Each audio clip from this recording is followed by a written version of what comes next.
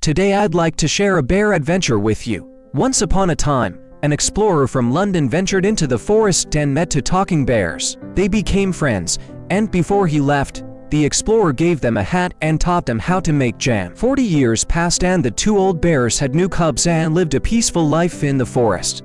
But one night, an earthquake struck and Papa Bear was killed. Worried that the forest is no longer safe, Mummy Bear decides to send her cubs to London with their hats and jam to seek refuge with an explorer. She told Bear that London was a warm and polite place. This filled Bear with hope. The bear soon arrives at the railway station, but gets lost in the bustling waiting room. As the pigeon stared at the bread in his paw, the Brown family appeared.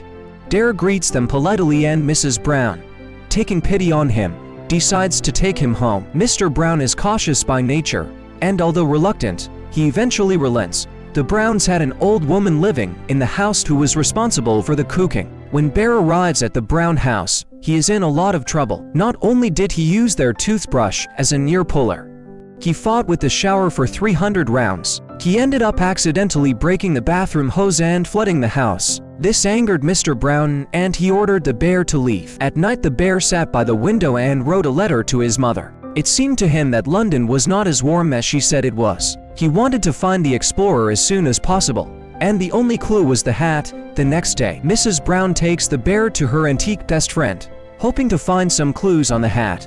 On the way, they witnessed a thief stealing a purse. Bear bravely chased the thief and tackled him to the ground. The crowd cheered and Bear became a local hero. But it was Millie, the museum's curator, who noticed this act. She had her eye on the talking bear and wanted to make him into a specimen.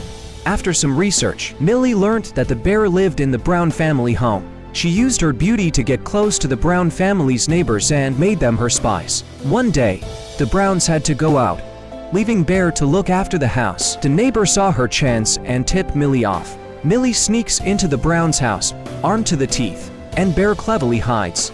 But Millie accidentally sets off an explosion as she searches the house and chaos ensues. The incident causes tension in the Brown family and leads to an argument. Filled with guilt, Bear left a letter and went off on his own. When he felt lonely and cold, a kind man offered him coffee and sandwiches. The bear continued to follow the list of addresses in search of an explorer.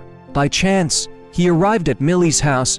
Millie happily picks up the bear and prepares to take him to the museum. The neighbor tries to confess his love to Millie, but Millie ruthlessly shoves him away. The neighbor is furious and rushes to the Browns to tell them the bear is in danger. The Browns race to the museum to rescue the bear.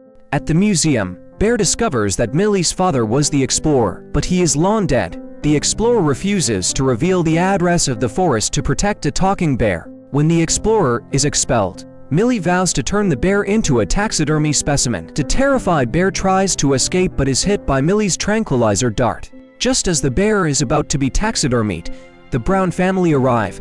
They cut the power and distracted Millie. Mr. Brown climbed through the window to the bear and woke him up. Realizing something was wrong, Millie locked the door and left Bear in the baking room. Bear grabbed a suction cup and climbed up the chimney. When Millie saw this, she lit the chimney on fire. Bear almost falls into the fire, but is saved by the Brown children. Eventually, they made their way to the roof, where Millie aimed her tranquilizer gun at the bear again. Just in the nick of time, the Brown's old lady arrives and accidentally pushes Millie off the roof. After this thrilling adventure, the bear is no longer adrift, but has found a warm home with the Brown family and has lived happily ever after.